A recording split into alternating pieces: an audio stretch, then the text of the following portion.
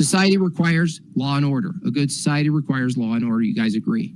Law and order relies on predominantly men, okay? Women can't collectively defend their own rights, correct?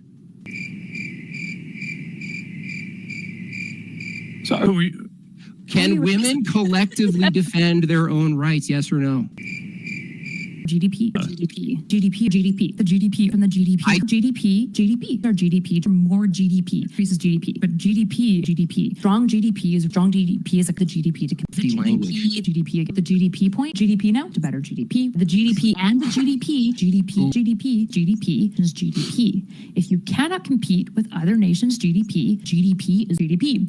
A competitive GDP is GDP, competitive GDP, because GDP, superior GDP, higher GDP. I will fucking physically fight you if you want. this has been a fascinating experience.